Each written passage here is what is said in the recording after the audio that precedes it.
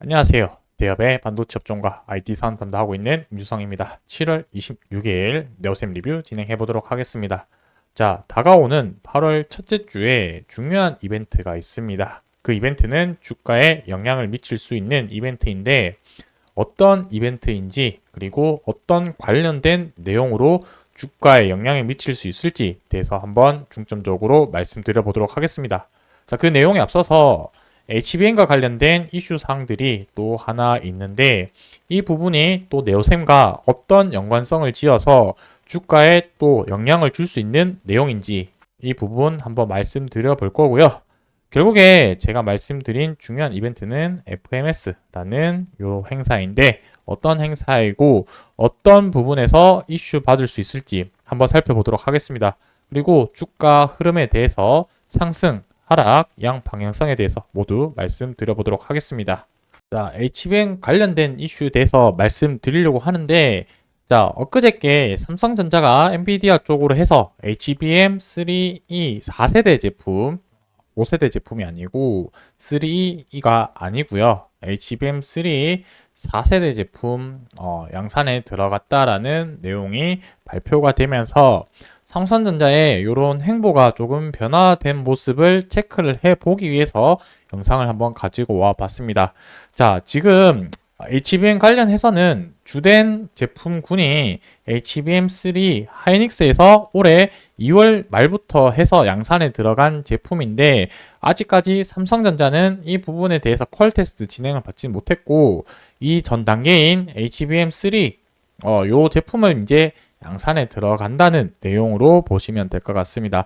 자, 어쨌든 이 3가 현재 제일 최신 버전이고 수요가 가장 많은 부분이기도 하지만 여전히 HBM3도 시장에서 많이 사용하고 있는 부분 중에 하나다. 이렇게 보시면 될 것 같습니다. 어쨌든 이 부분의 생산 물량을 맞추기 위해서 삼성전자가 평택 공장에 있는 공사 순서도 바꿔가면서 이 HBM 생산 부분에 대해서 조금 초점을 맞춰 가고 있다라는 부분을 조금 이해를 해 주시면 좋을 것 같습니다. 자, 근데 여기서 왜 삼성전자의 HBM 이 관련된 내용을 여기서 얘기를 하느냐라고 이제 봤으면 물론 주가에 영향을 미칠 수 있을 만한 내용이니까 제가 말씀드리는 부분입니다. 이 네오셈 이제 분기 보고서에 주요 제품 관련된 내용을 하나 더 말씀드리자면은 여기에 BX 버닌 테스터라는 이런 항목이 있습니다. 제가 지난번 영상에서 말씀드렸는데 네오셈도 삼성전자로 해서 이 HBM과 관련된 테스트 검사 장비를 퀄 테스트를 받고 있다라고 말씀을 드렸었고 결국에 지금 삼성전자가 앞에서 본 것처럼 이제 엔비디아 쪽으로 해서 HBM3 4세대 제품의 물량이 양산이 늘어나게 된다라고 했었을 때 네오셈의 이 테스터 장비에 이제 물동 변화나 수주 공시나 이런 부분들을 조금 눈여겨봐야 되지 않을까라고 생각을 하고 있습니다. 본격적으로 매출이 발생될 수 있는지 없는지 이 부분 제가 지속적으로 확인을 해서 영상에서 말씀드리도록 하겠습니다. 자, 그리고 FMS 2024라는 이런 행사인데 매년 8월 초에 좀 행사하는 부분이다라고 좀 볼 수 있겠습니다. 자, 여기서 우리가 눈여겨봐야 될 포인트는 크게 두 가지인데 그 두 가지 중에서 조금 더 초점을 맞추자면은 여기 행사에서 CXL 테마라는 부분을 좀 더 중점적으로 보면 좋을 것 같고요. 그 두 번째로는 이제 SSD 쪽으로 관련된 부분들을 좀 눈여겨보면 좋겠다. 자, 어쨌든 최근에 주가 반등한 것도 CXL과 관련된 테스트 장비 납품으로 해서 주가가 반등을 했었고요.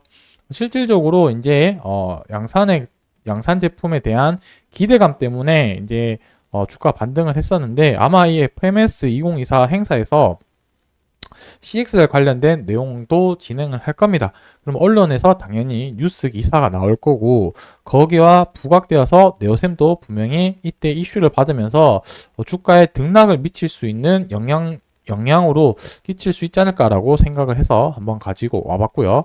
SSD 같은 경우는 네오셈의 주력 제품이 현재로서는 SS 테스터다 보니까 이 부분도 다시 한번 부각받을 수 있지 않을까라고 생각을 하고 있습니다.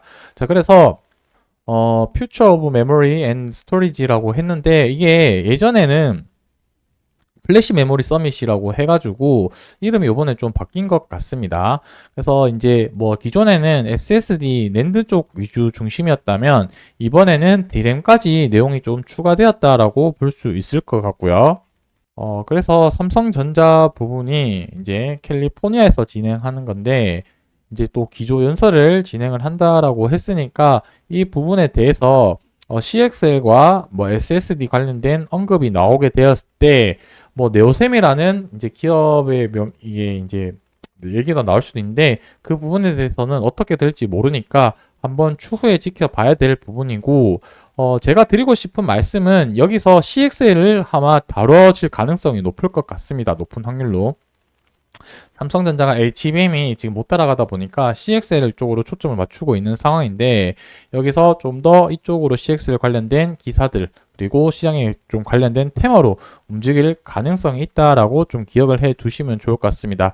자, 이 부분이 이제 현지 시간 6일부터 시작을 하게 되는데 현지 시간 6일이라고 한다면 한국 시간으로 7일 혹은 8일 정도 왜냐하면 이 6일이 언제 시작할지 모르니까 7일날 반영될 수도 있고 8일날 반영될 수도 있는데 이 부분에 대해서는 제가 일정을 계속해서 좀 모니터링하고 언제부터 주가에 반영될 수 있을지 한번 영상에서 지속적으로 체크를 한 뒤에 말씀드리도록 하겠습니다.